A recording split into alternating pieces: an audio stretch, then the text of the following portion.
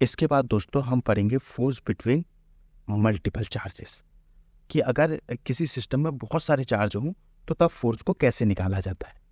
Okay, तो हमने पढ़ा है कि अगर दो चार्जेस होंगे Q1 और Q2 और उनके बीच की डिस्टेंस R है, तो उनके बीच जो फोर्स लगता है वो लगता है 1/4 Q1 Q2 over R² R के।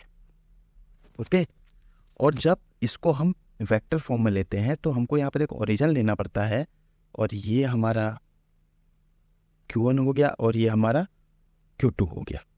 ओके, ये हमारे पोजीशन वेक्टर हो गए, और इसके बाद जो ये पोजीशन वेक्टर होगा ये R1 होगा, और ये जो पोजीशन वेक्टर होगा ये R2 होगा। और इसके बाद हम यहाँ पर ट्रायंगुलर लॉ लगाते हैं, तो हमको इस वेक्टर को करेक्ट अपोजिट करना पड़ेगा, तो हमको इसको ऐसा करना पड़ेगा -R1। तो जब इसको हम -R1 लिखेंगे तो ये वाला जो R होगा इसको हम लिखेंगे R2 -R1, ये हमारा R2 -R1 बन जाएगा। उस समय ये हमने निकाला था। तो जो फोर्स आया था यहाँ पर F12, आप मेरा पुराना वीडियो देख सकते हैं, vector form of Coulomb's law, उसमें आपको पता चलेगा F12 की जो वैल्यू आती है 1/4πε0 Q1 Q2 over R1 2 square R12 cap. जैसा फोर्स में 12 वैसा R12। ठीक है, अब अगर ये मल्टीपल चार्ज का सिस्टम होगा, कि ये एक ऐसा सिस्टम है, ये एक सिस्टम है इसके अंदर बहुत सारे चार्ज है, Q1 है हमारा, Q2 है, Q3 है, Q4 है, ऐसे ही multiple infinite number of charges है, और लास्ट हो गया Qn। तो अब हमें ये निकालना है, हमें प्रॉब्लम दी कि आप Q1 पे लगने वाला फोर्स निकालो। तो Q1 पे लगने वाला फोर्स जब हमको निकालना होगा तो हमको इसके बीच की डिस्टेंस लेनी पड़ेगी। मैं मान लेता हूँ कि इसके बीच की डिस्टेंस है R12, Q1 से Q3 के बीच की डिस्टेंस लेनी पड़ेगी, ये होगी R13, Q1 से Q4 के डिस्टेंस R14, तो और ऐसे Q1 से Q1 के बीच की डिस्टेंस लेनी पड़ेगी R1 है। ठीक है, और अब ये आप बोलेंगे कि Q2 और Q4 भी तो एक दूसरे में फोर्स लगाएंगे, आप इसको क्यों नहीं ले रहे हो, ये भी तो एक दूसरे की पोजीशन को शिफ्ट कर सकते हैं। लेकिन यहाँ पर लगेगा हमारा प्रिंसिपल ऑफ सुपरपोजिशन। तो ये बोलता है कि जब हम किसी एक चार्ज पे स्टडी करते हैं, एक्सपेरिमेंटली ऐसा वेरीफाइड है कि जब हम एक चार्ज पे स्टडी करते हैं कि उस पर कितना फोर्स लगा रहा है, तो बाकी के बीच जो लगने वाला फोर्स है वो हम उस समय पे अनअफेक्टेड मानते हैं, कि ये दोनों का फोर्स एक दूसरे पे कोई भी फर्क नहीं डाल रहा है। हमको टोटल फोर्स Q1 पे लगने वाला निकालना है। मैं F12 निकालूंगा, तो ये हो जाएगा 1/4πε0 Q1 Q2 over R12 square R12 cap.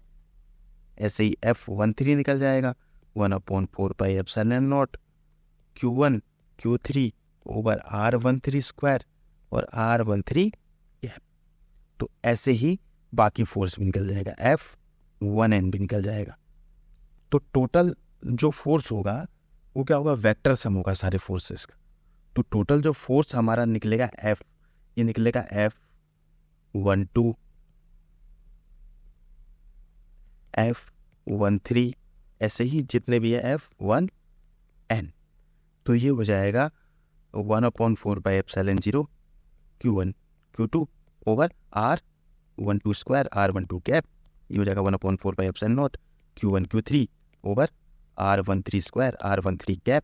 और ऐसे ही लास्ट वाला हो जाएगा 1/4πε0 Q1 QN R1n square R1n cap. तो जब जो भी चीज़ यहाँ पर कॉमन है वो ले लेंगे। देखिए हर जगह पे एक चीज़ कॉमन है, मैं आपको दिखाता हूँ। ये 1/4πε0 Q1 1/4πε0 Q1 1/4πε0 Q1, तो इसको बाहर ले लेते हैं। 1/4πε0 Q1, अंदर क्या बच गया, Q2 over R12 square R12 cap, Q3 over R13 square R13 cap, और Qn R1n square R1n cap. तो इसका मतलब इसको हम ऐसे भी लिख सकते हैं, Q1 समेशन ऑफ n मतलब 1 2 3 ऐसे रखेंगे, n equal to 2 something k equal to 2 आप ले लीजिए, k equal to 2 to n, तो ये हो जाएगा Qn आर क्यू के हो जाएगा R1K हो जाएगा, ओके, और R1K कैप, हम इसको ऐसा लिख सकते हैं। देखिए जैसे आप 2 रखेंगे तो पहला टर्म मिल जाएगा k के बदले, जैसे आप 3 रखेंगे तो दूसरा टर्म मिल जाएगा, और जैसे ही आप n रखेंगे तो n टर्म मिल जाएगा। तो ये टोटल हमारा फोर्स निकल गया। तो ये है F1 पे लगने वाला टोटल फोर्स, और वो अनअफेक्टेड रहेगा जो बाकी चार्जेस के बीच में जो फोर्स लग रहा है। हम खाली कंसीडर करेंगे कि बाकी चार्ज Q1 पे कितना फोर्स लगा रहे हैं, और उसी के हिसाब से हम Q1 पे लगने वाला टोटल फोर्स निकाल सकते हैं। इसी को प्रिंसिपल ऑफ सुपरपोजिशन। तो अब इसी सेम चीज़ को हम इलेक्ट्रिक फील्ड की डेफिनेशन में निकालते हैं। अभी हमने जो सेम वो पढ़ा था प्रिंसिपल, अब हम उसको इलेक्ट्रिक फील्ड के केस में लगाएंगे, ओके। तो इलेक्ट्रिक फील्ड के केस में क्या होगा, ये एक हमारा सिस्टम ऑफ चार्ज होगा, ओके, ये Q1 Q2 Q3 एक Qn होगा, और यहाँ पर एक टेस्ट चार्ज रखा होगा Q0, वही सेम टर्मिनोलॉजी है। और तो अब हम इस Q0 पे अलग अलग के उससे लगने वाला फोर्स को निकालेंगे, ठीक है। तो इलेक्ट्रिक फील्ड क्या करता है, सोर्स चार्ज पे डिपेंड करता है, Q1 पे, इस Q0 पर डिपेंड नहीं करेगा, ये मैंने आपको बताया है। तो पहला जो इलेक्ट्रिक फील्ड होगा E1 Q1 के लगने वाला, तो Q1 ओवर यहाँ से यहाँ के डिस्टेंस में ले लेता हूँ R10 square R10 cap. E2 ऐसे ही निकाल लेंगे 1/4 Q2 over R20 square R20 cap. Direction तो वही, यहाँ से यहाँ को जोड़ने वाला वेक्टर, इसको R20 बोल देंगे। जैसे हम वहाँ पर Q1 और Q2 में R12 ले लेते थे, यहाँ पर Q0 ले रहे हैं, नॉट है तो नॉट ले लिया। तो ऐसे ही हमारा En निकल जाएगा, En इससे इसकी डिस्टेंस है Rn0, तो ये हो गया 1/4 Qn over Rn0 square Rn0 cap, ऐसे लिख देंगे। तो टोटल इलेक्ट्रिक फील्ड क्या होगा, इनका वेक्टर सम हो जाएगा, E इक्वल टू हो जाएगा E1 plus E2 plus E3 En, इस तरीके से निकल जाएगा। अब सेम वही मेथडोलॉजी जो यहाँ पर फोर्स के हमने निकाली थी, तो अब यहाँ पर जो फोर्स के बदले है वो इलेक्ट्रिक फील्ड है, तो सेम वैसे ही इसमें फॉर्मूले में रख देंगे 1/4 Q1 ओवर क्या था R10 square R10 square R10 cap 1/4 Q2 over R20 square R20 cap. ऐसे ही nth के लिए 1/4 Qn upon Rn0 square Rn0 cap.